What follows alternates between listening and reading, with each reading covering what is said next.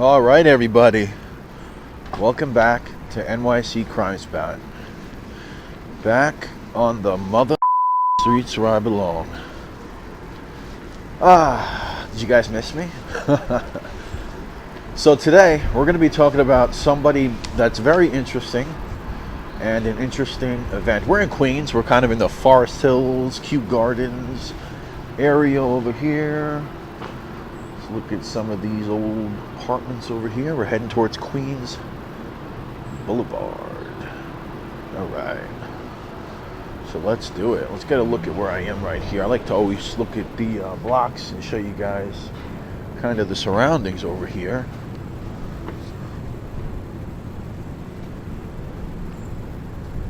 All right, let's do a full turn now.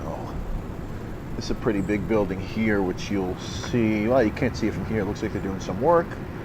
But let's get over to Queens Boulevard. I'm not fucking around. So on September the 10th of 1976, what District Attorney of Nassau County, Long Island, Dennis Dillon, would refer to as the largest gambling ring that they had ever busted up out in Nassau County, Long Island. Now, it was also operating out of Queens. They would actually raid 5 locations. They would raid a number of homes out in Long Island and a number of homes and areas out in Queens and New York City limits as well. Perhaps the most, here we are on Queens Boulevard right now. Perhaps one of the most prominent names that you guys would recognize that was caught up in that bust was Dominic Cataldo, the Colombo mobster, the Colombo killer. Dominic Cataldo, a guy who would die in prison in 1997. At the time, he was listed as living at 1096 Ashley Drive in the Valley Stream section of Long Island. And a lot of these raids and a lot of these guys that were involved in this thing lived in that area. Valley Stream, Elmont, Woodmere. It's kind of all in the same area of Long Island. Kind of really close to Queens. Not like the picture of Long Island you might get if you type in Google Images Long Island. You're not going to get Woodmere, but not my favorite place on Long Island, but Nassau County nonetheless. Here we are on Queens Boulevard, aka the Boulevard of Death. I don't even know if they still call it that. You know, back when I was a kid, they called this the Boulevard of Death because it was so unsafe to cross. So many people would get hit. So, another individual that would be picked up in this, what was reported to be $50 million a year gambling ring, was a man whose home was raided, a man who lived at 948 Whitehall Drive in Woodmere, Long Island, a man who was born on December 30th of 1919, a man who was 58 years old at the time, and this would be a year in 1976 where he would suffer 2 gambling arrests, a man whose hair salon used to be right across the street over there next to the former location of the Henry Hill Suite. I did a video on that. If you guys haven't seen that, please make sure to check that out. But his first location is right over there at 11112 Queens Boulevard. That is the original location of this gentleman's hair salon for men only. And of course we're talking about Mr. Marty Krugman, aka Morrie from Goodfellas. Now the funny thing about this location here, and I consulted with my buddy Steve, the novice historian. You might have seen him on my Stacks uploads. And I was investigating. I hit him up. I said, you know, I'm pretty sure Martin had 2 different locations on Queens Boulevard, just from the research that I was doing. And he's like, yeah, you know, I'm not sure. And then he showed me this forum where people were kind of going back and forth like, oh, no, 4 men only. That was by the suite. No, 4 men only. Martin Krugman's was 2 blocks away. It wasn't next to the suite. Well, they're both correct. It depends in what, I guess, what age group you are, what you remember. You see, during Henry Hill's reign at the suite, which is where that hibachi place was, that was next door over there at where his spot was. However, during the mid-70s up into the Lufthansa heist, and then he disappears after, he had moved his 4 men only up the block to 11303 Queens Boulevard. Now, aside from the raid at Martin Krugman's home, they would also raid for men only, because they had accused this location, they had accused Martin Krugman of having the wire room for this whole operation in his hair salon at 11303 Queens Boulevard. You know, Marty was in some shit. You know, we get this idea from Goodfellas, and I'm sure, listen, I'm sure he might have been a little yenta, a little complainer. I'm sure he might have been that type of way. But the guy had a lot of connections. He had a lot of friends. He made a lot of money doing these gambling operations. And of course, he had connections with all those Goodfellas guys. As I mentioned before, he got wrapped up in this with Dominic Cataldo and a bunch of other guys. Now, and we're going to head to where that for men only location was. And he had other locations at the time. He had a spot on Lexington Avenue in Manhattan. And, you know, it's not clear to me exactly the full extent of for men only, right? Now, was this, did he own the whole company? Now, was this a thing where he franchised locations and maybe he just ran some of them and other people? You know, it's not exactly clear to me. Let's get a look down Queens Boulevard again. You guys can see.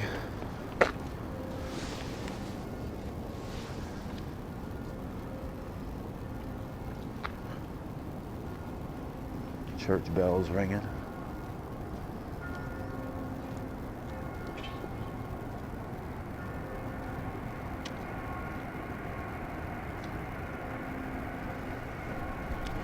Well, we do know for sure that in the mid-70s he would move his location up the block here. The location that was by the suite actually became a travel agency.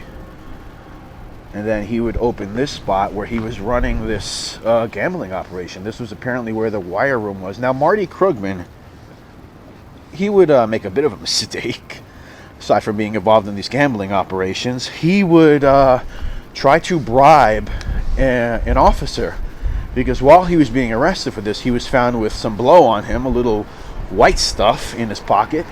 And he tried to bribe the officer. He said, listen, can you destroy that? I'll give you $500, please. I don't want to get a drug charge, too. Well, he didn't get a drug. Well, he got a bribery charge instead. So he would be hit with 2 felony charges of promoting gambling. And, of course, a bribery charge for trying to bribe the officer with the $500 for essentially destroying that blow. He didn't want to get in trouble for that.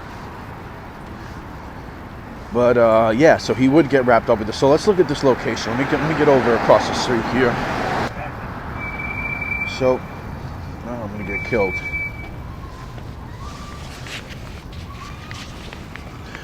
Let me zoom out just a little bit. Okay. 11303, what's now the Sky Spa and Laser. This is the former location, the other location of Martin Krugman's For Men Only. Morrie from Goodfellas, if you want to call him that, right here. So this is where the authorities alleged that the wire room for this $50 million operation was being run out of, and Martin Krugman was the guy. One of the players. Like I said, they raided his house out on Long Island in Woodmere, and they would raid this place. Now, he would get out on $5,000 bail, and this case would kind of drag on for a long time. I guess there was a lot of players involved. Of course, it's a huge case. Nassau County District Attorney Dennis Dillon said it was the largest ring that they had ever broken up, right? But fast forward to 1978, Martin Krugman would plead guilty to these charges, to the promotion of gambling, the bribery charges. And in July of 78, he would be fined $1,250 and 5 years probation. Look at that. He got off easy, huh? You know, who says you can't bribe a police officer and promote gambling and get away with it? What a guy, what a guy. Marty Krugman. Marty Krugman, huh? Let's get over here. So over there, ladies and gentlemen, all the way in the distance right there, I'll zoom in a little bit for you. That's the suite and the former spot. That's what some people remember being the location of For Men Only. And then other people, maybe younger than those who weren't around in the late 60s and early 70s, would remember that location being here, where Sky Spa and Laser is. And this is the once again the location that they raided. Now, of course, many of you guys know 1978. What else happens in December of 1978? The Lufthansa heist. So Marty Krugman, he gets off on this. He's on probation, but he's also in the midst of starting to assist in these beginning plans of the Lufthansa heist. And of course, his character is immortalized in Goodfellas as Morrie. Now, sure, Marty Scorsese takes some artistic license. They really turn him into somewhat of a pain in the ass kind of guy. He gets killed, and he does get killed. According to his wife, Frances Krugman, he would disappear in late January, and she would never see him again. Late January of '79, that is. She would never see him again. Let's take a walk down here. And this would actually cause a bit of an issue for her in terms of collecting life insurance. Yeah. Because she couldn't prove that her husband was dead. So this thing would kind of drag on for a really long time. And it wouldn't be till Wise Guy came out in 1985, right? I think Wise Guy comes out, Plea, Henry Hill, the book that's based, would eventually become Goodfellas.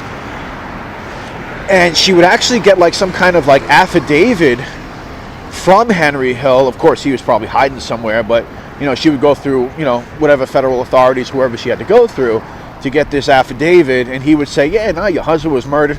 Well, by 1986, they would finally declare Krugman a dead man. And she would be able to ultimately collect on that life insurance policy, Frances Krugman, who was a widow. But yeah, really interesting stuff. I know I've been here before. Listen, if you guys don't know, maybe it's the first time you're here, I've done a lot of extensive stuff on the Lufthansa heist. I mean, we went past the suite before. I've been inside there. I filmed in there. I filmed inside Robert's Lounge. Of course, right now we have the Stacks files going on my channel. Part 1, Part 2, Part 3. We're going to expand on that as well. And plenty of other things. I mean, stories on Angelo Sepe. I mean, I've tried to do so much on this, and I think this one was worth it because it gives you kind of an idea of who Krugman was, what he was involved in. And we're going to expand on Krugman. I'm going to ask novice historian Steve to, we'll come on because he's got some FBI files and stuff on that, and we'll check that out and maybe have an expanded conversation on Marty Krugman. So maybe we'll get the Krugman files going at some point, and we'll have to do that. Maybe we'll, as always, if any family member watches this, if you want to reach out to me, nyccrimespot@gmail.com. That's where you can find me. Love to know more about Marty. We're trying to dissect all these Goodfellas characters, all of the Lufthansa heist stuff. I hope you guys enjoyed this one. And I haven't been out in the streets for a while. This is great. This is great. For some reason, I always torture myself and come out in the winter time. I film the most, I think, historically. But leave a comment down below. Let me know how you feel about this one. Let me know if there's any other Goodfellas locations or any other organized crime stuff that I haven't went to. I have some other spots planned. Let's get a look down the Boulevard of Death again. They had that old show Entourage. I'm Queens Boulevard. Bitch, I'm fucking Queens Boulevard. You ain't Queens Boulevard. Cornball ass mother. I'm Queens Boulevard. You know what they always say, ladies and gentlemen? Before I go, there's an old saying. And it goes, the more things change, the more they stay the same. You guys heard that before, right?